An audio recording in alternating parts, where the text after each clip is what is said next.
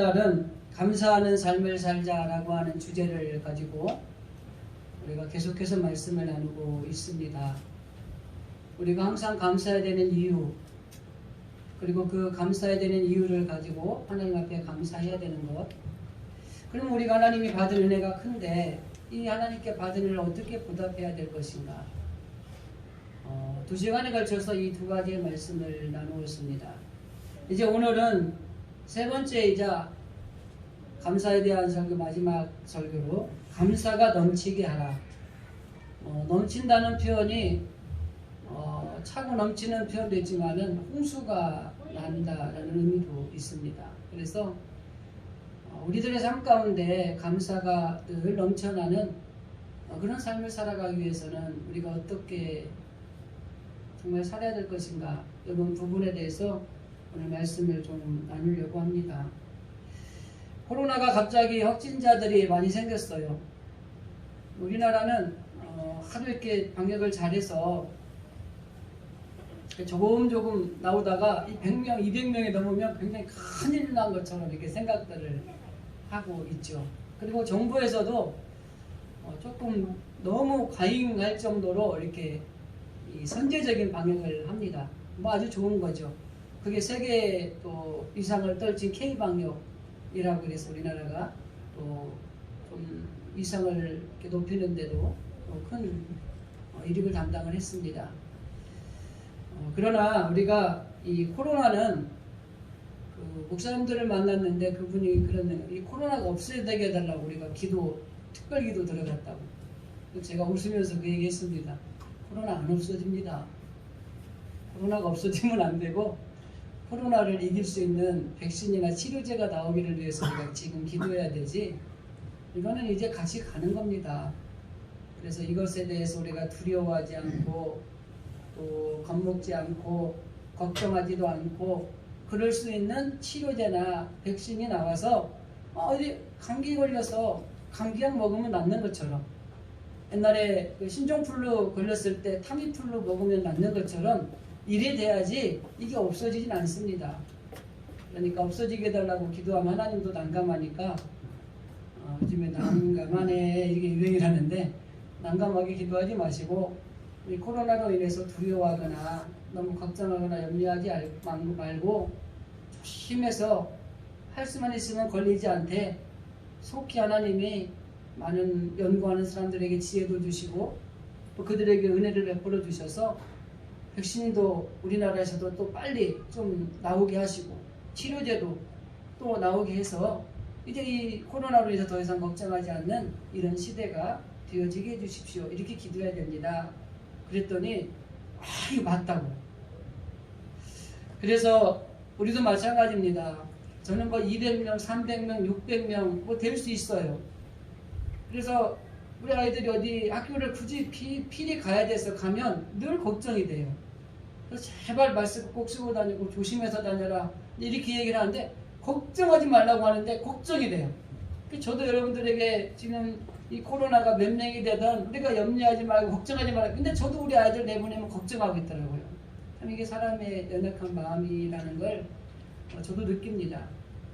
그렇지만 오늘 우리가 이 시대의 코로나로 인해서 조금 더 좀 넓은 마음을 가지고 그 코로나 단계를 조절한 가장 정부가 하는 것 중에 핵심이 뭐냐면 경제가 너무 어렵다는 거잖아요. 오늘날 교회가 이 코로나로 인해서 예배가 너무 어려워졌어요. 그러다 보니까 이 한국교회가 다들 너무 염려와 걱정이 늘어난 것 중에 하나가 이 코로나 시대 이후에 성도들이 30% 이상 줄어들 것이다. 뭐 이런 염려와 걱정, 그리고 이 총회에서 제가 얼마 전에 기독신문을 보다 보니까 이 코로나19에 대한 이 위원회를 만들어서 이거에 대해서 대응하는 세미나를 뭐 12월 며칠인가 한다 그래요. 그래서 목사 장로는 뭐 다 무료라고 그래서 제가 한번 가보려고 그래요. 대체 무슨 얘기들 하고 대책을 세우는가 좀 우리도 좀 알아야 되겠어서. 근데 정말 중요한 거는 이 경제가 어려워서 코로나 방역이 사실은 조금 여유를 준 거거든요. 근데 오늘날 이 코로나 때문에 교회가 예배가 위축이 되는 거예요. 성도들도 어린 아이들, 다음 세대가 걱정인 거는 예전부터 있었던 얘기입니다. 근데 이 젊은 아이들이 교회에 없는 거예요. 그래서 어느 정도 큰 교회도 100명이 넘는 교회도 교회 학교가 없어요. 이 다음 세대가 걱정이다 이런 얘기는 이미 몇 년 전부터 나왔거든요. 근데 지금 문제가 뭐냐면 30, 40대가 교회를 안 온다는 거예요.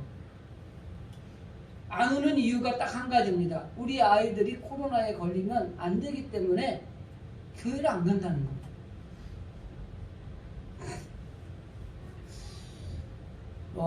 여러 보수적인 목사님들은 그런 얘기도 합니다. 교회에 가서 코로나 걸릴 확률은 없다. 걸린 사람이 와서 예배를 드리다 보니까 거기에서 퍼져서 그런 거지 교회가 원산지는 아니다 이렇게 이야기하는 분들도 있어요. 저는 뭐 무엇이 옳다 이런 얘기는 하고 싶지 않습니다. 그렇지만 이런 위기에 우리 교회가 직면해 있는 건 사실인 것 같아요. 그래서 우리가 이런 것들을 좀 잘 받아들이되 뭐 백신이 나와서 내년 우리 상반기 되면 우리도 백신 맞을 수 있대잖아요. 희망사항인지 정말 그렇게 될지는 모르지만 이런 것들을 보면서 우리가 조금 더 이 신앙을 지키고 예배를 또 사수하는데 우리 성도들이 우리 교회뿐만이 아니라 이 대한민국의 온 세계에 있는 이 그리스도인들이 뭔가 새롭게 한번 다짐해야 될 시기가 아닌가 그런 생각을 합니다. 그러면서 이 코로나 시기가 좀 어렵지만 이걸 이길 수 있는 비결이 뭔가 저는 11월 이 감사하는 삶을 살자라는 것과 연계해서 감사밖에 없다라는 생각을 하고 오늘도 말씀을 나눕니다. 미국의 부통령을 지낸 바클레이라는 분이 이런 말을 했습니다. 나의 부친이 큰 집을 가지고 있고 많은 영토를 가지고 있고 많은 이 재력을 가지고 있는 것이 축복이 아니다. 우리 아버지가 하나님을 만나고 나서 하나님 앞에 감사하기 시작할 때부터 우리 가정의 진정한 축복은 시작되었다. 이 말을 했어요. 이 말은 무슨 말이냐면 기존에 가지고 있는 축복에 대한 견해를 뒤집어 엎은 거예요. 오늘날 많은 사람들이 가진 축복, 복을 받았다라고 하는 것은 많은 것을 가졌을 때 그것이 재물이든 권력이든 명예든 많은 것을 가졌을 때 그게 축복이다 라고 이야기를 합니다. 그런데 이 바클레이라고 하는 이분은 그게 축복이 아니라 무엇을 많이 가졌냐가 축복이 아니고 내가 하나님이 나에게 베풀으신 은혜를 깨닫고 그것에 대해서 우리가 감사할 수 있는 게 진정한 축복이다. 이렇게 뒤집어서 생각을 한 거예요. 여러분은 어떻게 생각하십니까? 여러분에게 진정한 축복, 하나님이 주시는 은혜, 이 복이 어떤 게 복이라고 생각을 하십니까?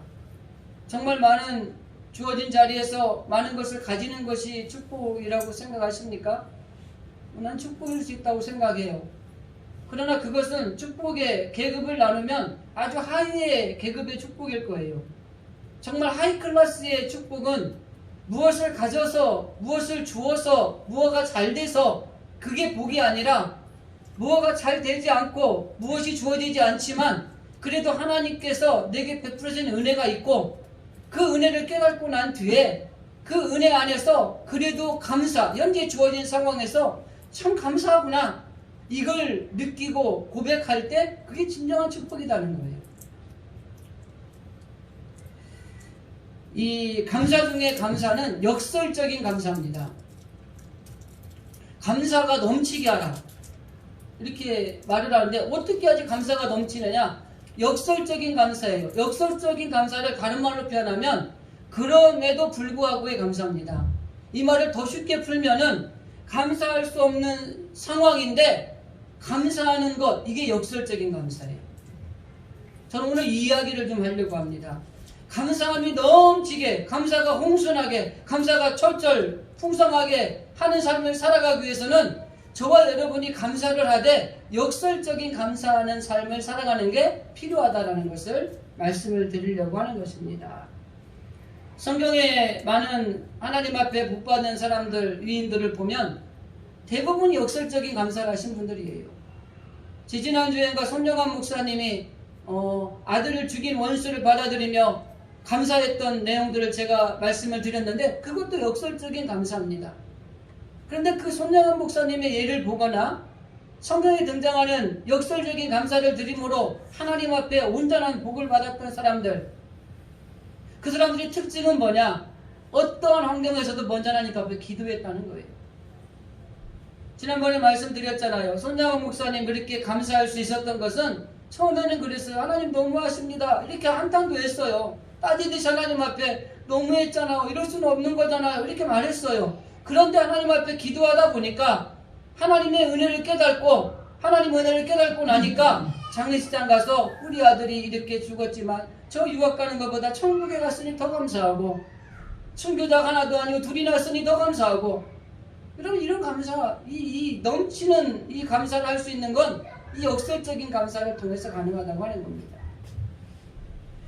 오늘 본문에 기록이 되어 있는 이 골로새서는 바울이 감옥에 있을 때 쓴 편지입니다. 옥중서식이라고 그러죠. 근데 지금의 감옥은 좋아요. 제가 지난번에 감옥이 어떤가 예전에 제가 그 교도소 이 젊은 애들 구치소죠. 선교하면서 이렇게 한 달에 한 번씩 가서 예배를 드리던 적이 있어요. 근데 그때 가니까 뭐 괜찮더라고요. 뭐 우리 군대 생활할 때랑 비슷하더라고요. 근데 지금은 더 좋아졌다고 그래요. 여기 송파에 있는 동부구치소 거기 누가 있죠? 거기 안 가봤는데 좋다 그래요. 근데 지금 바울이 이 감옥에 있을 때는 지하 감옥입니다. 그리고 이미 매를 좀 많이 맞았고요. 그리고 이 착고에 채워져 있고 불편하게 움직이질 못해요. 이 허리가 좀 안 좋으신 분들은 저녁에 반드시 누워서 주무시다 보면 허리가 아프죠? 그러니까 이제 어떻게 바뀌냐면 옆으로 이렇게 돌아눕게 되거든요. 저도 허리가 안 좋아서 이 빰치 자는 게 좋다 그래요. 그래서 이제 처음에는 눕는데 한 5분은 못 누워 있겠더라고요. 그러면 또 옆으로 누웠다가 이렇게 누웠다가 자다 보면은 웅크리고 자고 있고 일어나 보면. 근데 이 착고에 채워져서 이렇게 움직이지 않고 엄청 힘든 거죠. 근데 거기서 바울이 감사를 해요. 그래서 오늘 우리가 읽은 본문의 말씀에 2장 7절입니다. 뭐라고 말씀하냐면 그 안에 뿌리를 박으며 세움을 받아 교훈을 받은 대로 믿음에 굳게 서서 감사함을 넘치게 하라. 이게 무슨 얘기냐면 내가 지금 감옥에 있어서 고생을 하고 편지를 쓰는데 골로새에 있는 교인들에게 권면하는 겁니다. 너희들이 하나님 앞에 감사가 넘치는 삶을 살았으면 좋겠다. 이렇게 이야기하는 거예요. 이런 이야기는 감사할 일이 있는 사람이 하는 이야기입니다. 뭐든지 잘 되고 막 잘 풀리고 우리 애들도 잘 풀리고 그냥 뭐 했다 하면은 그냥 잘 되고 만사형통하는 일들이 생길 때 감사하십시다 이렇게 얘기할 수 있는 거예요. 그냥 되는 일이 없고 막 왜 맞고 감옥에서 정말 온갖 고통 속에 언제 죽을지 모르는 사형원들을 받은 상황에서 다른 사람에게 편지를 쓰면서 여러분 그 안에 세움을 받고 뿌리를 받고 이런 믿음에 굳게 서서 감사가 넘쳐나야 됩니다. 이런 말 하기 쉽지 않다는 거죠. 여기 넘친다는 말이 헬라어로 페리시온테스 강물이 흘러서 제방을 넘치는 그런 의미를 가지고 있는 겁니다. 우리말대로 홍순하게 하라는 거예요. 여러분 그냥 아유 감사합니다 이게 아니에요. 정말 저 깊은 데서부터 우러나서 감사해야 되고 아까 서두에 말씀 역설적인 그럼에도 불구하고의 감사가 여러분들의 삶 가운데 넘치기를 원합니다. 이 이야기를 바울이 하고 있는 겁니다. 정말 우리가 중요한 것은 감사할 수 있는 것을 감사하는 것은 누구나 하는 것이고 만일에 그런 것도 못한다면 사람의 도리가 아니잖아요. 그런데 정말 중요한 것은 이 감사가 넘쳐나는 삶을 살아가야 돼요. 도저히 감사할 수 없는 그런 상황 속에서도 그 안에서도 감사의 조건을 찾아서 하나님의 은혜, 그 은혜를 생각하면서 감사함으로 하나님 앞에 영광을 돌리는 겁니다.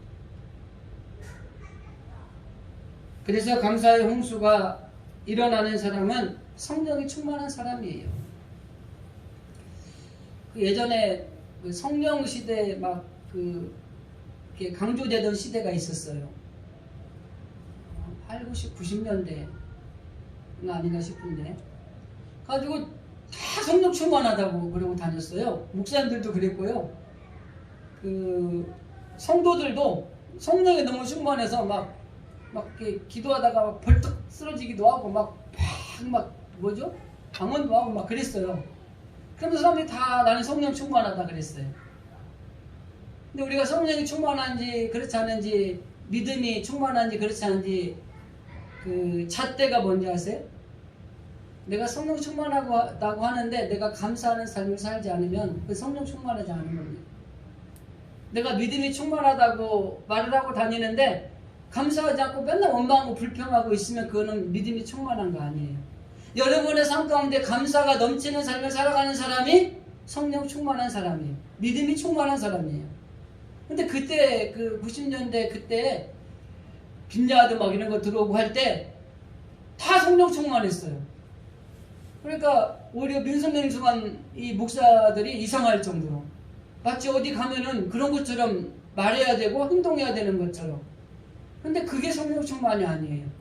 정말 우리 삶 가운데 늘 감사하고 늘 기쁨이 넘치고 이런 모습이 있으면 그분이 성령 충만하고 믿음이 충만한 사람이라는 잣대라고 하는 것입니다. 자, 그러면 오늘 본론적으로 말씀을 좀 나누려고 합니다. 바울이 이렇게 감사할 수 없는 환경과 조건 속에서도 이 감사가 넘치는 이 삶을 살아왔는데 이게 어떻게 가능할까? 바울의 인생의 삶을 몇 가지를 통해서 정말 우리도 감사가 넘치는 이 역설적인 감사를 통해 감사가 넘치는 삶을 살아가기 위해서 무엇이 필요한지를 몇 가지를 간단하게 좀 말씀 나누겠습니다. 이렇게 감사가 넘치게 되는 것 가운데 하나가 뭐냐면 하나님의 섭리를 깨달을 때 감사가 넘치는 삶을 살 수 있습니다. 감사는 어떻게 보면 깨달음이에요. 제가 늘 말하는 것처럼 가장 복 중에 복이 깨닫는 은혜입니다. 아무리 많은 걸 듣고 많은 걸 보고 해도 깨닫지 못하면 그 보고 들은 것이 복이 아니라 저주가 될 수가 있어요. 하나님의 말씀을 들을 때도 똑같은 말씀을 듣는데 이 말씀을 듣고 나에게 적용하는 사람이 있어요. 이 사람은 은혜를 받은 사람이에요. 이 축복이에요, 이 말씀이. 그런데 다른 사람에게 적용하는 사람이 있어요. 이 말씀이 은혜가 아니고 저주, 잘못된 게 되는 거예요. 그래서 하나님의 말씀을 듣던 아니면 세상에 무엇을 보고 듣던 올바로 깨닫는 것이 이게 축복이에요, 축복. 근데 여기 무엇을 깨닫느냐? 여기는 분명히 성경은 말하는 하나님의 섭리를 깨닫는 것이 이게 감사가 넘치게 살아갈 수 있는 비결이라고 하는 것입니다. 제가 늘 말씀드리는 것처럼 이 하나님의 섭리를 우리가 뭐로 볼 수 있냐면 지금의 주어진 상황은 힘들어요. 고난이에요. 바울도 마찬가지입니다. 지금 감옥에 있는 상황이라고 말씀드렸잖아요. 이거는 고난입니다. 정말 힘든 상황이에요. 그런데 이 바울이 가진 한 가지 분명한 건 하나님의 섭리를 깨달았다고 하는 것입니다. 하나님이 이 일들을 통해 나를 내버려 두지 않을 것이라는 걸 알았어요. 욥도 마찬가지입니다. 욥이 동방의 최고의 부자였잖아요. 여러분 우리가 그런 말 잘합니다. 가끔 이 노예 장로님들이나 이 아는 분들을 만나면 목사님 제가 왕년에요. 이 왕년에 이게 무서운 말입니다. 왕년에 제가 이렇게 진짜 잘 나가셨어요. 네, 그래요. 지금은 왜 그러신 것 같은데요. 여러분 지금 상태가 왜 옛날보다 못하다고 생각을 하느냐? 그 잘 나갈 때 하나님의 섭리를 깨닫지 못했기 때문에 그래요. 역으로 말하면 지금 어려울 때도 하나님의 섭리를 깨닫기만 하면 얼마든지 그것은 축복의 통로로 바꿔질 수 있다고 하는 것입니다. 정말 중요한 것은 바울도 그랬고 욥도 그랬고 성경에 등장하는 많은 사람들도 그랬고 지금 주어진 삶의 자리는 당장 좋지 않아요. 어려워요. 힘들어요. 코로나 때문에 불안하고 코로나 때문에 정말 경제적으로 너무 무너져 있고 되는 일이 없어요. 그런데 이 모든 과정은 하나님이 우리에게 좋은 것을 주시고 우리에게 복을 주시고 그런 과정의 통로, 축복의 통로라고 하는 것을 깨달으면 지금 주어진 자리에서 원망하고 불평하고 걱정하고 근심하고 불안해하고 두려워하기보다는 감사할 수 있다는 겁니다. 그래서 하나님의 섭리를 깨닫는 사람이 감사할 수 있어요. 여러분 주어진 자리들 그 상황을 보면 감사할 수 없습니다. 몸이 아파요. 뭔 감사가 나오겠어. 힘들어 죽겠는데. 근데 그 아픈 것들을 통해서 하나님 우리에게 깨닫게 하신 은혜가 있어요. 바울이 하나님 앞에 자기 아픈 거를 놓고 낫게 해달라고 그냥 죽듯이 기도한 3번을 기도한 게 있어요. 질병이에요. 질병. 근데 학자들에 따라서 안질 혹은 간질 일 수 있겠다 그렇게 봐요. 여러분 내가 눈이 막 아프고 막 쓸 수가 없고 힘들다든지 막 가끔 막 간질 증상이 일어난다고 하면은 이거 얼마나 이거 나에게 마이너스잖아요. 그죠? 하나님 앞에 바울이 기도한 거예요. 하나님 나 이것 좀 고쳐주십시오. 하나님 나 이것 좀 고쳐주세요. 이것 좀 고쳐주세요. 그랬더니 하나님은 안 고쳐줬어요. 뒤에 가서도 언급을 하겠지만은 안 고쳐줬어요. 여러분 우리가 이 바울이 그럼에도 불구하고 감사할 수 있어도 딱 한 가지 이유는 뒤에 가서 말씀드리지만 이렇게 고백합니다. 하나님이 그에게 이렇게 말해요. 네가 약한 데서 곧 강해지는 걸 알게 될 것이라는 거예요. 그러니까 지금 약한 것이 하나님을 붙드는 원동력이 될 수 있다고 하는 것입니다. 그렇기 때문에 지금 우리에게 주어진 어떤 것들은 주어진 상황으로 판단할 것이 아니라 하나님이 가지고 계신 섭리, 하나님이 가지고 계신 계획, 하나님의 뜻이 무엇인가를 깨닫는 것이 중요한 거예요.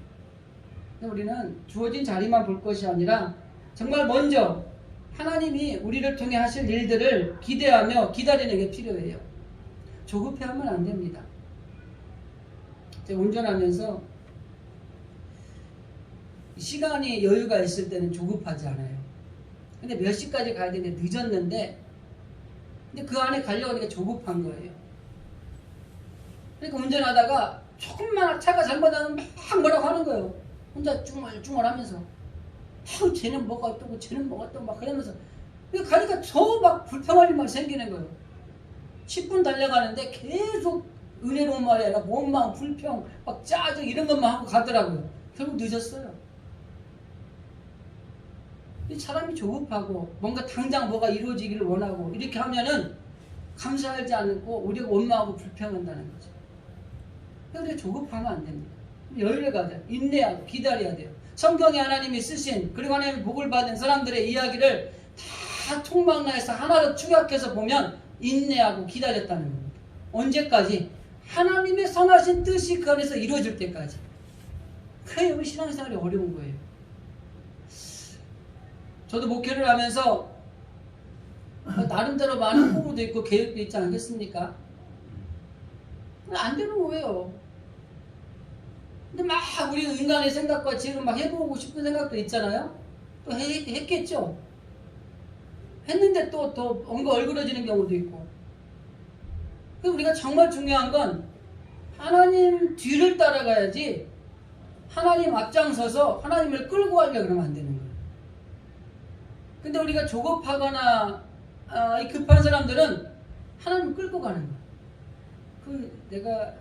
제가 종종 아이들을 데리고 다니는 엄마를 가끔 봐요. 보면은 어떤 엄마는 아이를 이렇게 옆에서 살살 데리고 가는 엄마가 있어요. 또 어떤 엄마는 애는 안 가는데 막 엄마를 벌써 한 2살 가는 가끔 애를 막 끌고 가. 애가 넘어지겠어 하면 다치겠어요. 불안해 보여요. 여러분 우리가 하나님을 따라가야 돼요. 주님이 가신 길, 하나님의 선한 뜻이 무엇인가를 보고 따라가야지 하나님을 막 손을 잡지도 않고 어떤 사람은 맥살을 잡고 끌고 가는 거예요. 이렇게 해주세요. 안 하면 안 됩니다. 막 이렇게. 그럼 안 되는 거예요. 정말 중요한 거는 우리가 하나님의 선하신 뜻이 우리 안에서 이루어질 때까지 인내하고 기다리는 겁니다. 그게 우리의 신앙에 있어서 매우 중요한 요소라고 하는 것이죠. 바울이 실제적으로 세계 복음화가 꿈이었지 않습니까? 근데 하나님은 놀라운 방법을 통해서 바울이 그 꿈을 이루어줘요. 바울의 꿈이 뭐였냐면 로마에 가서 복음을 전하는 게 그의 마지막 소원이었어요. 근데 이 로마에 어떻게 가게 되는지 아세요? 바울이 예루살렘에 올라가려고 하는데 많은 사람들이 만류를 합니다. 예루살렘은 지금 올라가면 당신은 중간에 있는 사람들한테 잡혀서 죽습니다. 그러니까 올라가지 마십시오. 근데 하나님의 뜻이 있기에 예루살렘을 가요. 근데 붙잡혀요. 감옥에 있어요. 근데 거기서부터 시작이 돼요. 그의 세계 복음화의 꿈이 실현되는 거예요. 감옥에 있다가 돈 한 푼 안 들이고 로마까지 갑니다. 그것도 로마의 군인들이 바울을 호송해주고요. 물론 배 타고 가다가 풍랑이 있어서 죽을 뻔도 하기도 하고 이런 일이 있었지만 하나님이 도우심으로 인해 바울이 하나님의 사람이라는 걸 깨닫게 해주시고 바울이 로마에 가는 거예요. 여러분 우리가 여기서 로마 가려면 돈 얼마 들을까요? 비행기 또 끊어야 되고 그죠? 안 가봐서 모릅니다만 한 500은 들까요? 근데 바울은 돈 하나 안 들이고요 감옥에 가 있다가 로마에 간 거예요. 로마에 갔는데 죄인의 신분이지만은 셋집에 지내면서 2년 동안 누구든지 만나도 되는 거예요. 거기서 복음을 전하는 거예요. 로마의 귀부인들도 만나고 그 다음에 나름대로 높은 위치에 있는 사람들도 만나고 만나는 사람마다 복음을 전하는 거예요. 거기서 바울로 인해서 로마의 복음이 뿌리내리기 시작을 합니다. 바울의 세계 복음화의 계획은 예루살렘에 있는 한 감옥에서 시작이 됐다고 하는 거예요. 우리는 모르는 거예요. 하나님이 하시는 일을. 그래서 이 바울이 경험했던 하나님의 섭리는 깨달으니까 그는 범사에 감사할 수 있는 삶을 살았다고 하는 것입니다. 우리가 문제의 크기가 축복의 크기를 결정한다는 이야기를 해요. 옛날 우리 어르신들은 아시죠? 옛날 부흥 강사 목사님들이 큰 고난 받아야 큰 축복을 받습니다. 이런 말 많이 했잖아요. 여러분 큰 고난 받으시기 바랍니다. 그럼 막 아멘 막 그랬어요 옛날에. 제가 초등학교 때 우리 한 명이 따라가서 부흥회 가면은 정말 미친 사람 같았어요. 부흥 강사들은 말도 안 되는 소리를 떠드는 거예요. 이성적으로 보면. 그래서 큰 고난을 받아야지 큰 축복을 받고 막 이런 얘기를 하는 거예요. 근데 막 거기다 대고 막 다들 막 손 들고 아멘하면 그냥 손 들고 아멘하고 기도하라면 눈물 나면서 기도하는 거예요. 제가 여기서 지금 여러분들한테 큰 고난 받으시기 바랍니다. 그러면은 전부 다 눈을 째려볼지도 몰라요. 세대가 많이 바뀌었습니다. 감사하기 어려운 환경에서 감사가 넘쳐나게 하고 그 감사의 축복을 받는 것이 하나님이 우리를 향한 뜻입니다. 여러분 조금 더 힘들고 어렵지만 지금 상황에 그 너머에 하나님이 계획하신 것들을 바라보면서 여러분들 이겨내시기를 바랍니다.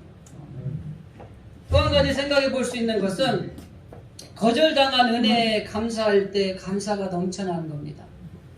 알구원하신 주 감사라는 찬양에 보면 그 2절 가사에 거절하신 것 감사 이렇게 가사가 있어요. 근데 이 바울의 감사는 아까 서두에 말씀드린 역설적인 감사라고 그랬습니다. 그럼에도 불구하고의 감사. 아까 서두에 잠깐 말씀드렸지만은 바울이 하나님 앞에 기도했잖아요. 그 하나님이 거절하셨잖아요. 근데 이 하나님이 거절하신 거에 대해서 받아들이는 거예요. 그것도 감사한 거예요. 여러분 우리가 하나님 앞에 기도를 해요. 하나님 앞에 간구를 해요. 응답받는 기도도 있어요. 그것은 뭐예요? 예스겠죠. 내 마음대로 내가 원하는 대로 받은 거 응답. 근데 거절은 뭐예요? 노예 응답이에요. 사실은 거절이 아니라 노예 응답. 이걸 주면은 안 될 것 같으니까 안 주는 것. 근데 그것도 응답이에요. 그래서 이 찬양의 가사가 응답하신 기도 감사, 거절하심도 감사. 근데 그 거절이 거절의 감사가 아니라 거절 속에 숨겨져 있는 하나님의 뜻을 알기 때문에 감사하는 거예요. 우리 아이들이 부모에게 요구하는 게 많잖아요. 그럼 여러분 다 들어줍니까? 해도 되겠다는 건 해주죠. 안 되겠다는 건 안 돼 라고 이야기를 하죠. 그럼 왜 안 된다고 이야기를 합니까? 이 아이한테는 지금 이거를 거절하는 게 얘한테 복인 거예요. 그래서 안 되는 거예요. 초등학교 아이한테 아빠 나 100만 원만 줘요. 나 좀 더 쓰고 오게. 그럼 100만 원을 딱 주는 부모가 재벌들은 줄래나요? 부모가 어디 있습니까? 아빠 내가 지금 나가서 누구 만나는데 10,000원이 필요한데 좀 주십시오. 10,000원 주겠죠. 거절하신 것에 대해 감사하는 사람이 넘치는 감사, 역설적인 감사를 할 수 있는 거예요. 그러니까 여러분들 기도가 응답이 안 돼도 안 된 거에 대해서 감사할 줄 알아야 돼요. 어떤 문제가 해결이 안 돼도 안 된 거에 대해서 감사할 줄 알아야 돼요. 그런데 그것을 감사하면은 그거는 넘치는 축복으로 우리에게 다가오게 된다고 하는 것입니다. 그래서 여기 바울이 깨달은 것은 거절당한 것이 그게 나에게 축복이 되었다는 걸 안 거예요. 하나님이 내가 이 질병을 낫게 해달라고 기도했는데 나아지지 않은 것이 결국 하나님을 더 의지하게 됐고 내 힘으로 살아가지 않고 하나님의 능력으로 살아갈 수 있는 내가 될 수 있었고 그래서 하나님이 내가 기도한 것을 거절했지만은 하나님을 더 의지하고 하나님 앞에 더 능력을 힘입을 수 있다는 것에 대해서 이게 나에게 축복이 됐다 이렇게 고백하는 겁니다. 조금 조급해하지 마시고요. 일이 잘 안 풀리고 어려운 것들이 해결이 안 되고 또 이렇게 기도하는데도 잘 안 돼도 좀 길게 보세요. 제가 주중에 한번 그런 얘기를 했어요. 저는 그 주식을 모르는데 이 주식을 일주일 단위로 보면은 막 이 등폭락이 엄청나거든요. 근데 주식을 3년 거를 보면은요 별로 표시가 없어요. 거의 고만고만해요. 우리들 삶도 가만히 보면은 무슨 일이 나면 큰일 날 것 같은데 사실은 짧고 길게 보면 아무것도 아닌 거예요. 그런 얘기 하지 않습니까? 옛날에 이렇게 어려웠는데 참 그때 생각하면은 그게 다 하나님의 은혜였어 이런 말 하죠. 이걸 길게 볼 때 가능한 거예요. 여러분 그 당시에 볼 때 이게 감사했겠습니까? 역설적인 감사가 됐겠어요? 안 됐죠.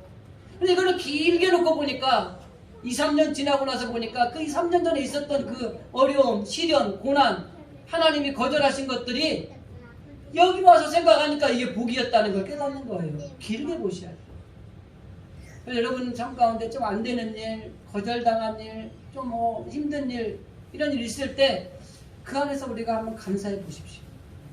그 안에 오는 놀라운 축복이 있다고 하는 것입니다. 그래서 우리는 철저하게 하나님 앞에 기도하는 것도 또 중요하지만은 응답받는 것도 중요하지만은 정말 중요한 것은 거절에 하나님의 뜻이 있다는 것을 깨닫는 게 중요합니다. 그래서 때로는 거절도 축복입니다. 거절도 은혜입니다. 여러분 우리가 실망하지 않고 감사할 수만 있다면 그 거절이 분명히 우리에게 축복으로 바꾸어져서 다가오게 되고 있다고 하는 것이죠. 그래서 어떤 경우에도 좀 섭섭한 마음은 들 수 있지만은 한번 더 크게 감사해 보세요. 그러면 그 거절이 우리에게 축복으로 다가올 때는 놀라운 것으로 우리가 기대한 이상의 것으로 우리에게 주어진다고 하는 것입니다. 바울은 그걸 깨달았다는 거예요. 그래서 거절하신 거에 대해서 우리가 감사했다고 합니다. 세 번째는 부족함에도 감사할 때 감사가 넘치는 삶을 살아갈 수 있습니다.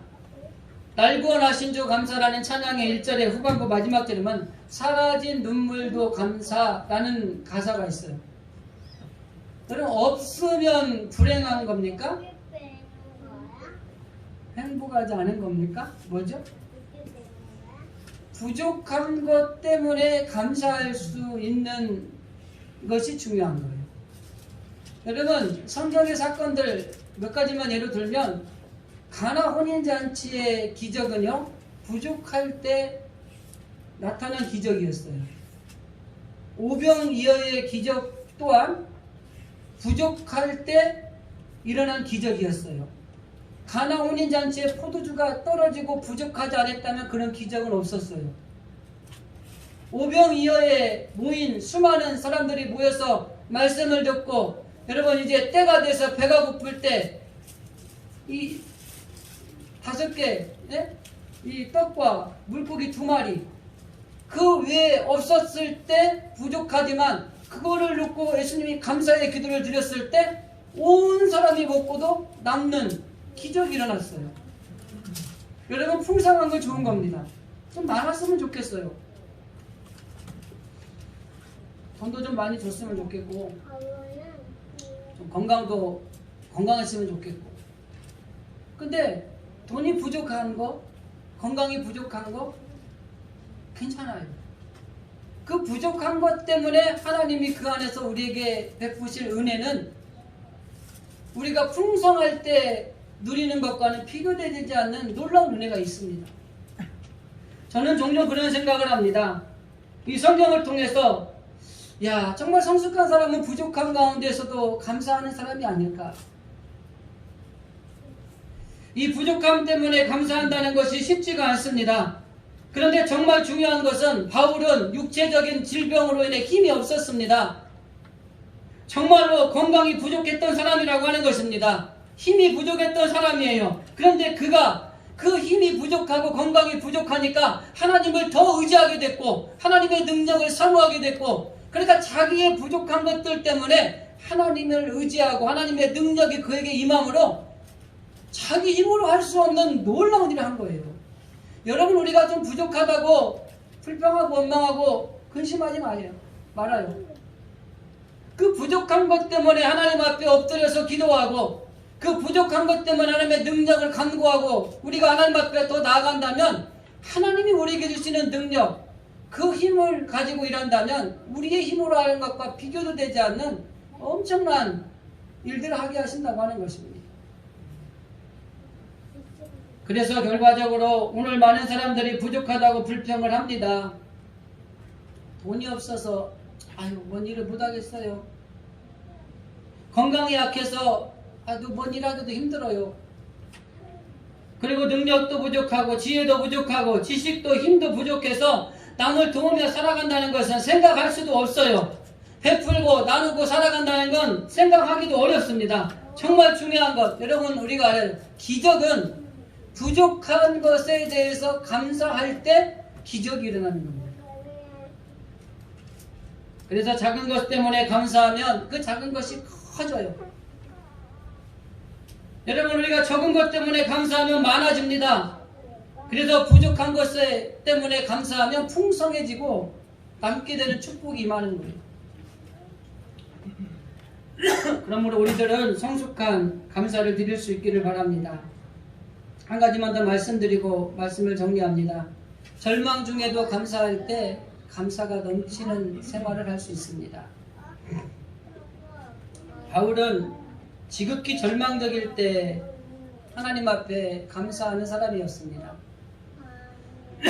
라사로가 죽은 사건을 통해서도 그 라사로가 죽고 난 다음에 예수님이 오셨을 때도 아주 절대적인 절망적인 사건이었어요. 근데 정말 중요한 것은 우리가 이런 절망에 사로잡혀 있을 때,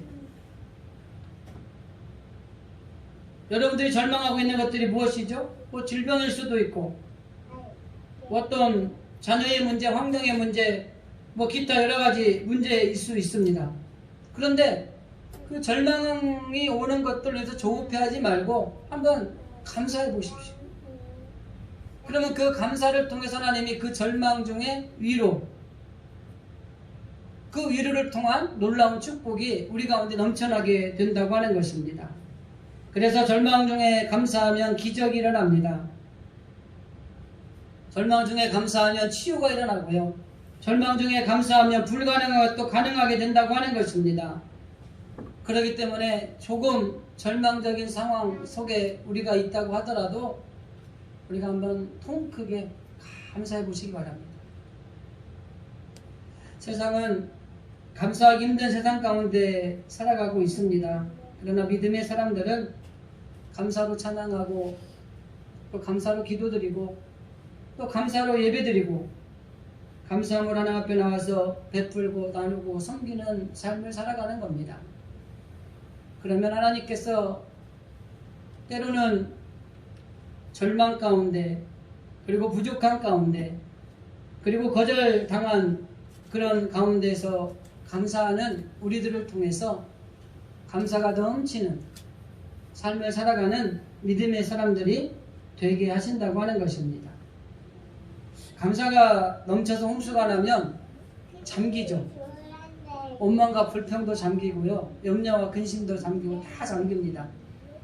여러분 감사가 넘쳐나게 하셔가지고 여러분들이 원망하거나 불평할 거리들이 이 감사로 다 잠겨서 수장될 수 있도록 그런 감사의 삶을 살아가는 올 한 해 마무리가 되어질 수 있기를 바랍니다.